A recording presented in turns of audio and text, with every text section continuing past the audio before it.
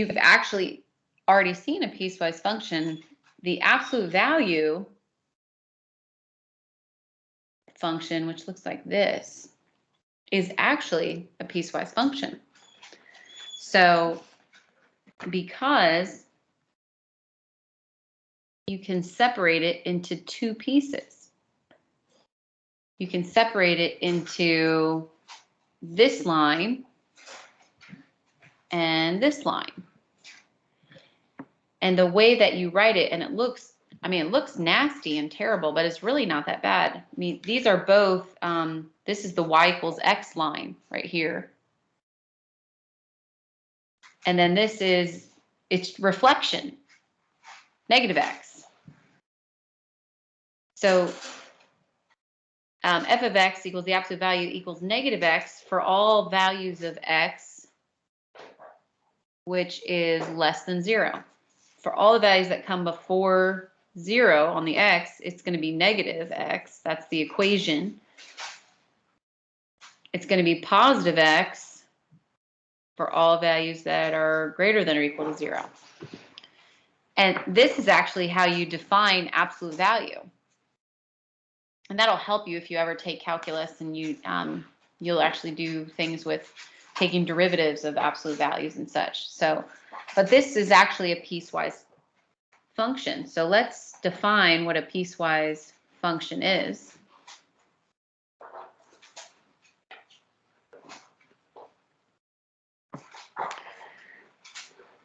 So it is a function defined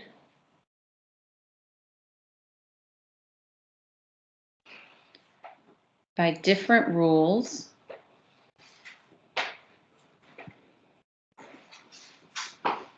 over different subsets of the domain.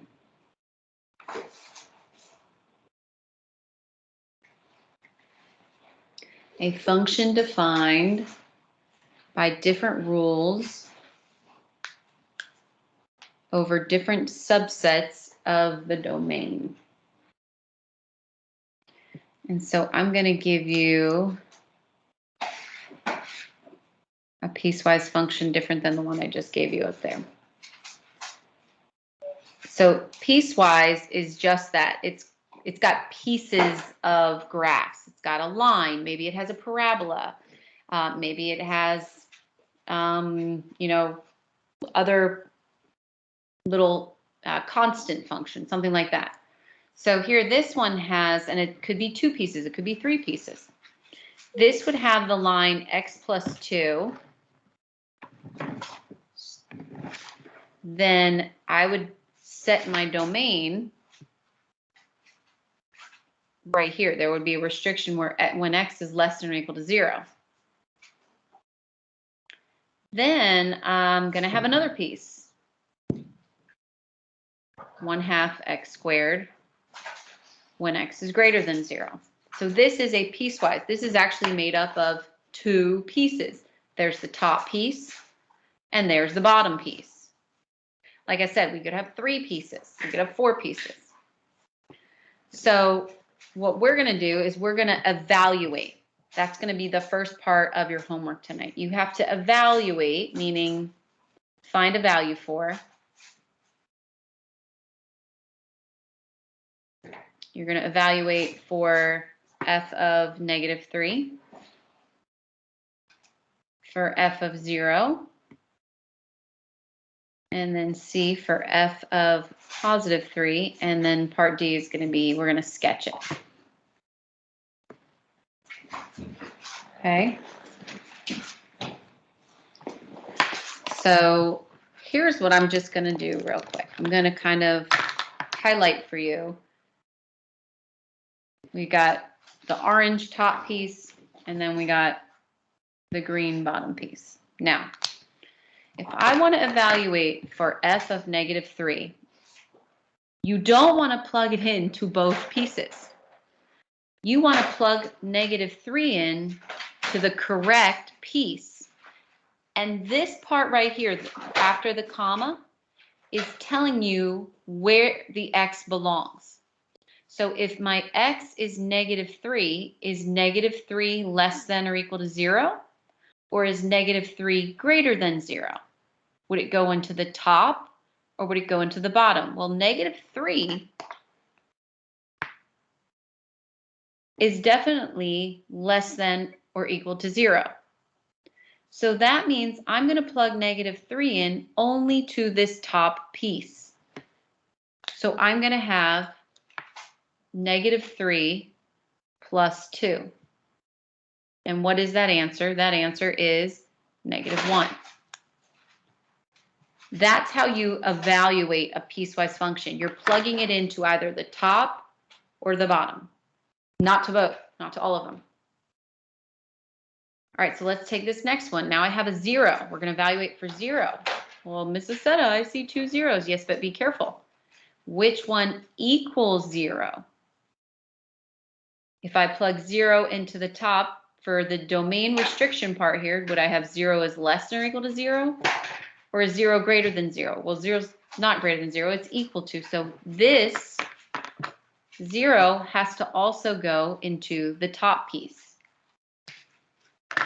So I would say 0 plus 2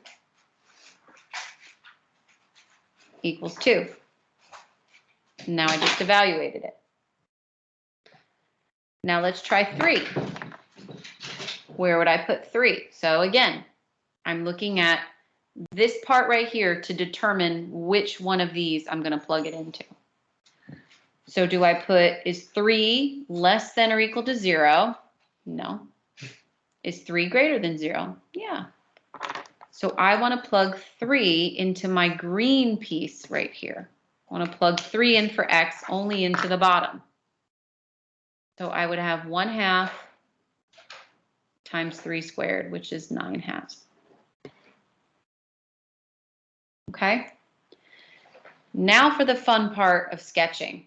So sketching can be done on your calculator, but you need to remember something. You know what these look like. You know what an x plus 2 looks like. We know what y equals x looks like. If I plus 2, that means I went up 2. I took my y equals x line and I shifted it up. You know what a 1/2 x squared looks like. You know the x squared parabola. It's a parabola, and 1/2 fractions, they make you a little bit wider and make you fatter. So we kind of know we're going to have a little piece of a line, and then we're going to have a piece of the parabola. So when I go to sketch this, and again, I'll show you how to do this in the calculator because I know you're all like, just show it in the calculator, but trust yourself. You have your x and y axes here, and then you're right here. When I teach this to my calculus students, my pre-calc students, I tell them they have a fence. This is their fence. Their fence is the x equals 0 line. Well, x equals 0 line is this right here. And you have all values that come before x equals 0, and then you have values that come after, values that are greater than 0. Okay? Everything that comes before 0 is going to look like or fall on the function of x plus 2. So it's going to look like an x plus 2 line, which means it's been shifted up 2, and it's a line and it has a slope. So it would go, up 1 over 1, but we're not in the green. We can only be in the yellow. So we'd go down left, down left. And since x is allowed to equal 0, I would be closed right there. This one right here is a parabola whose vertex is at 0, 0. However, at 0, I don't actually have a value. I'm open on the parabola at 0. So the way that we do that is we actually draw an open circle. And then we draw our parabola. And that's what this piecewise function looks like. I will tell you, there's several ways to do this. You can make tables and start plotting some points. I know when I teach it to like Algebra 2 students, that's how I start off with. By the time you're in pre-calculus, though, you know what these look like. We've been talking about transformations and shifts, so we need to now have a better way to graph it in our brain. But let me show you how to graph it in the calculator, okay? Just because I know you want to be right, you want to get the hundreds on the homework. I got you, okay? So the way that you do this is you're going to put this top equation into y1 just like it's written. So you're going to type x plus 2. And then where you see the comma, don't type comma. You hit divide and then parenthesis and then an x. That's always your three things. Divide, parenthesis, x. So don't hit comma. I wish they would write divide. You hit divide, parenthesis, and then put that x. Now this symbol right here, this less than or equal to, is located in second math. If you hit second math, you see all these symbols come up, and you want to pick the one that is less than. Number 6, less than or equal to. And then you type 0 and you close the parenthesis. So that is your top equation. Your bottom equation, so go to y2. And now you're going to type a half x squared. So I'm going to put 0.5. X squared. Don't type comma. Type divide, parenthesis. Divide, parenthesis, x. That symbol right there, that greater than, is located in second math. And I'll type this. I'll write this here. Second math. And you're going to hit greater than 0. Close the parenthesis. And now remember, we changed our window before, so we want to go back to our general basic view, which is zoom 6. And here comes x plus 2. Look at that. It went through the x-intercept of 2 and a y-intercept of 2. Look at that parabola right there. Now, here's the only thing with the calculator. You don't know, based off of the calculator, which one is closed and which one is open. You don't. I mean, you can look at tables and kind of work your way through it, but you kind of want to just go back to your graph up here, your piecewise, excuse me, and see there's an equal sign right there on the top piece. This was the top piece, so close it. If it doesn't have that equal sign, then you have to open it up. So there's an open part right there, but that's pretty cool. I think that's pretty neat because now you can be like, oh, okay, I've got the answer. But evaluating pieces, super easy. Just you got to plug it into the right one based on its domain restriction. All right, let's do one more graphing of this. Kind of a little bit fancier. Graph f of x equals, this is a 3-piece one. X plus 1. For x's that are less than or equal to 2. 3 for 2 is less than x, which is less than or equal to 4. I have to show you something about that in the calculator. And then negative 2x plus 7 for x values greater than 4.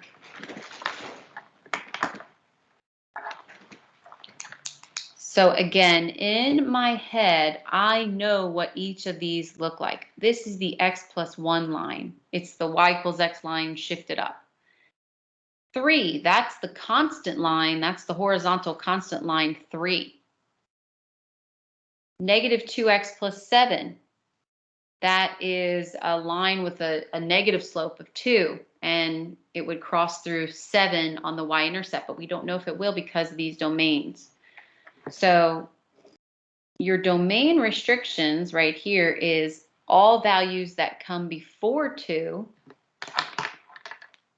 That's what this one would be. So all the values that would come before 2, 1, 2.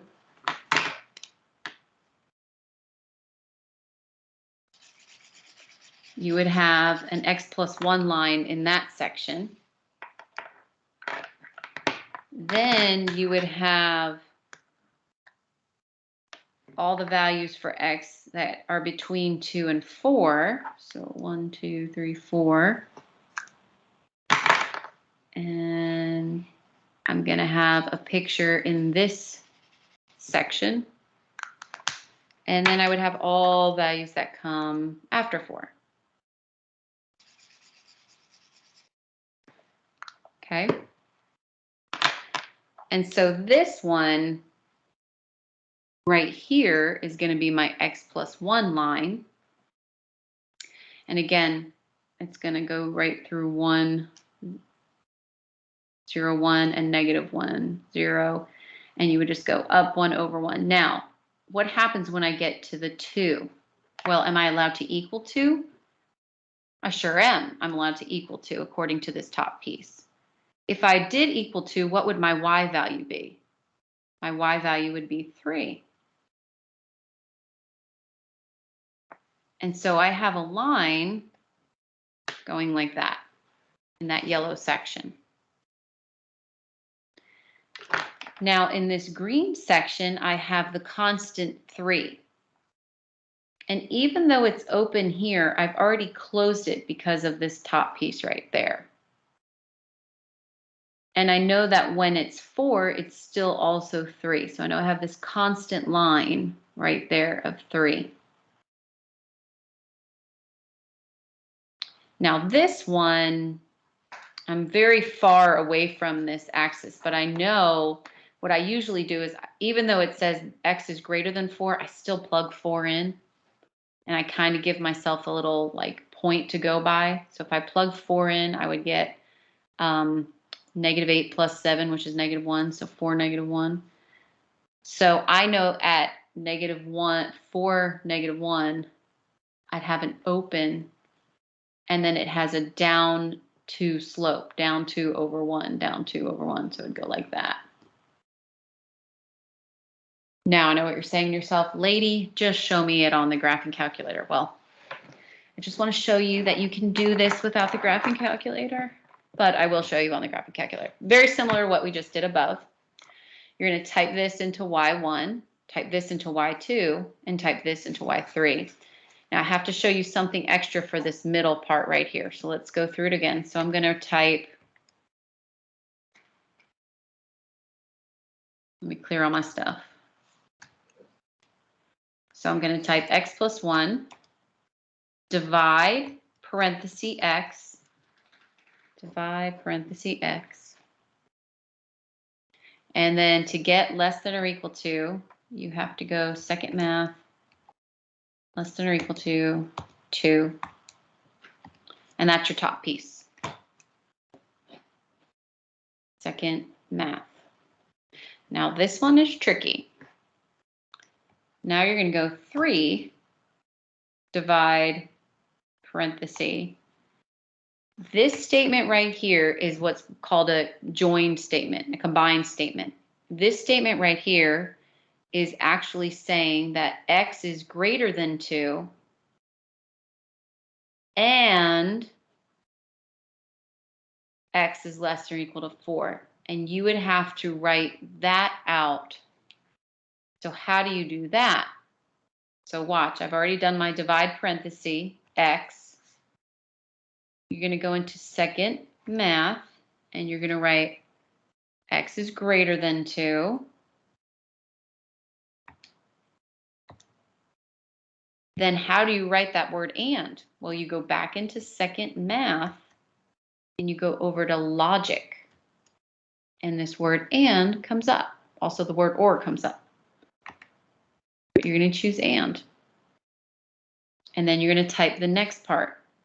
X, second math, less than or equal to 4.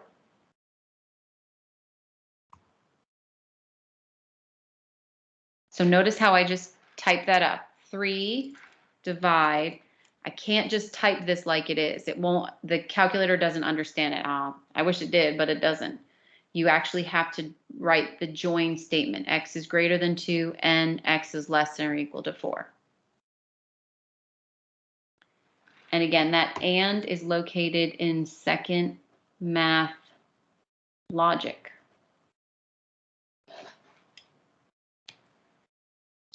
All right, and then one more. Negative 2x plus 7. Divide parenthesis x, second math. So you get faster at it. Greater than 4. Once you got that all typed in, let's go to Zoom 6 and see if I have a picture that's like mine. Look at that. Beautiful. Goes up, makes that constant line, and then jumps down and comes down to there. Okay, and again, you can see it, the calculator's not telling you if it's open or closed. You need to know that based off of these symbols. I know it's closed on this line. Then it's open closed, but really, since I had already closed it from up here, it's really closed. And then down here, I know it's an open circle. So you want to be really careful about that. So piecewise functions are not hard. You know what they look like. Trust yourself. You should be hopefully fine. Oh, and then we got write a piecewise function. Oh, this is going to be fun. Give me 1 minute to kind of graph this out for you. Write a piecewise function.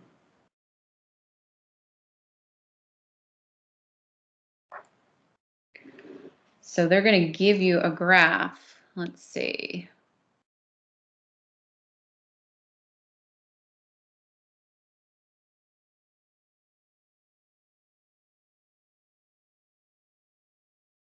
And let's see. And I'll kind of make some dots here so you can see where I'm going.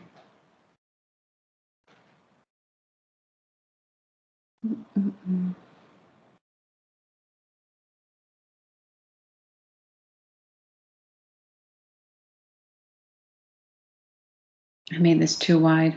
Oh well, I should have made that right there. It's okay. Okay, so now you have to write the piecewise. Fun. So it looks to me that I've got 2 pieces here. I've got 2 lines. So that's pretty great. So I know that I'm going to have f of x equals something on the top, something on the bottom. So the first part.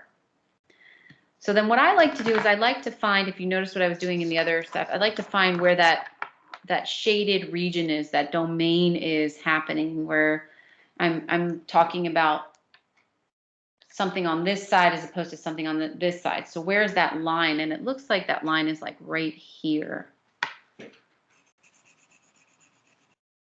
I have everything this way, and then I have everything going this way. Okay, and so that line, remember, vertical lines like this, these imaginary vertical lines, are always written as x equals what? 1. So I have issues, I have values that come before 1, and then I have values for x that come after 1. Okay, so we're going to start on the before 1, which is this line right here. This line in the yellow are all the values that are coming before 1. And I notice that it's closed right there. So I know I'm going to have values for x that are less than or equal to 1. Whereas on the green section, I have this line, and it starts open to the right. So I know I would have x is greater than 1. So that's good right there. At least I've got that domain part set up. Now I just have to figure out these lines. And these aren't hard. You should know how to write an equation for a line. You could pick 2 points and find the slope and the y-intercept, but these are actually really simple lines. So this is going through 0, 0. It's going up 1 over 1, down 1 over 1. I mean, this is your y equals x line right there. That's your constant. So I know that for the top piece, f of x equals x, the y equals x line, for all values of x that are less than or equal to 1. This one could get a little bit more tricky because you kind of need to look at slope and you got to need to see where it's intercepting. And again, the way I drew it was kind of a little rough here, but I noticed it's going down 1, right 1, down 1, right 1, down 1, right 1. So I know it would be a negative x. And if I were to extend this, I would then go up 1, left 1, which means I would land here at 4 on the y-intercept. So I know that it's the negative x plus 4.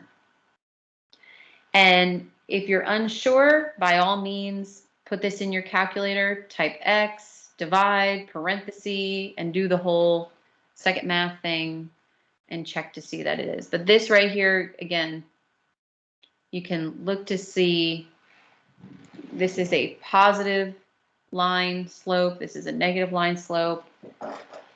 I like that function. I don't think they'll give you anything too difficult to look at. I think they'll pretty much give you linear pieces like I just showed you right here. Those are fun. All right. Then we have something called the greatest integer function.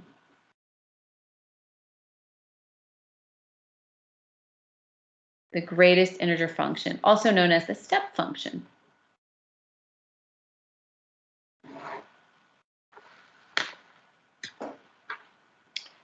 And this is also, it's a piecewise function. I'm going to actually give you the piece. So it looks kind of interesting. It's got these weird like bracket lines through it. That's called the step function. And if you were to put this into pieces, this is what it would be. If they put a number here in for x, it would equal x as long as x is an integer. Now, remember, we went back to chapter 1. What is an integer? An integer can be anything, positive, negative, any whole number, essentially. It can't be a decimal. It can't be a fraction. It's got to be a positive, negative, 0 whole number. But what if it was a decimal? What if they gave me a decimal here? Then I can't use that piece. Then your answer for that would be, it is the greatest number less than x. If x is not an integer. Greatest integer function always trips me up because I always want it to be greater. I want to round up. But look at what this says again. It's the greatest number less than x. Greatest number less than x. So let's just do some real quick evaluating examples. Let's say I gave you the greatest integer 4, negative 5, 2.46, and then negative 6.5. So if this number is an integer, then your answer, according to the piecewise part here, is x. It is what it is if x is an integer. So that's easy for the first two. These first two are integers. So my answer is 4. My answer is negative 5. If it's an integer inside the step function, then that's what it is. If, however, it's not an integer, like 2.46, negative 6.5, then it is the greatest number less than x. So what would be the greatest number less than 2.46? It would be 2. What's the greatest number less than negative 6.5? It would be negative 7. That's the greatest number that's less than negative 6.5. That's an integer. Now, I know what you're saying. You're like, ugh, I don't want to do it. Great news. Calculator has a button. In the calculator, if you go to math, num, int, you will actually get the greatest integer function. And I will show you on my home screen here. So if you go to math, over to num, and you see number 5, it says int. That's actually the greatest integer. Let's hit negative 5.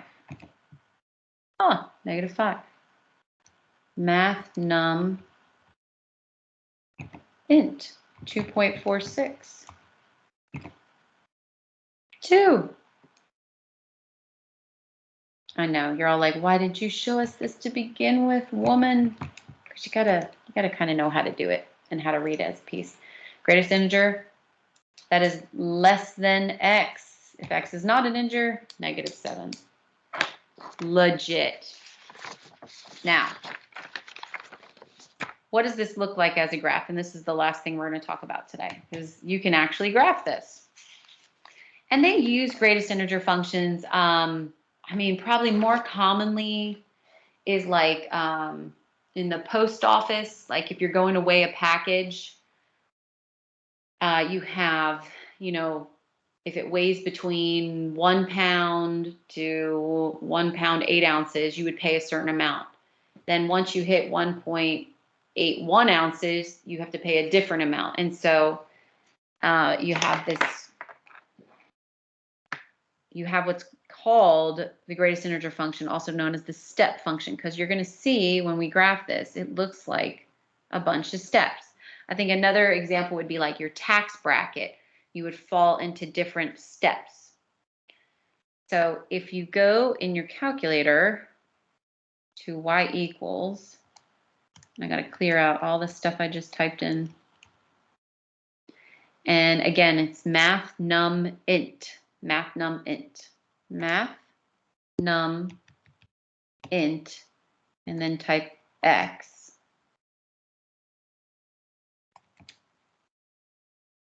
You get this pretty little thing, a step function. And if you hit trace, that point that the cursor is landing on is a closed point. Whereas this point, its direct opposite, is open. So let me draw this out for you. This graph actually looks like, if you were to zoom in, again, your calculator, you can't tell from your calculator which point is closed or open unless you hit trace. This is closed right here at 0, but open right here at 1, because at 1 it goes to the next step. It goes to the next step. And then same thing down here. And I always tell my students, just hit trace. Trace will show you this. Now this blew my mind. I just found this out like, oh man, a couple years ago. I always used to make tables and all this crazy stuff for this question. But this is really neat. So see this line right here? Let's put an imaginary line right here. That's the y equals x line. Y equals x. Y equals x. So if I wanted to graph, and let's say I couldn't use a calculator. Sorry, f of x equals 2 times the greatest integer function for x plus 1. Here's what I would do. I would just graph y equals 2x plus 1 on my paper. So I'd go like this. I'd start at 1, and I'd go up 2 over 1, up 2 over 1, or down 2 over 1. And that looks terrible because of the way I'm graphing. But these right here become, this right here is the 2x plus 1 line. 2x plus 1. And I can show it to you right there. 2 math num int x, close the parenthesis, plus 1, and hit graph. And look at that. It came up, and look, I'm even going to put 2x plus 1 just so you can see that the line goes through it. That edge right there. Neat. How did I not know this for so long? I was so deprived. I was making tables. But you'll have a question like that. All right, so piecewise functions, so much fun. I know. Evaluating piecewise functions. Lots of calculator work here, but nothing too terrible. Hopefully it'll all make sense. All right, so I am finito unless you have any questions. We've done a lot tonight. I know this is probably like a good long time for you. I'm going to stick around.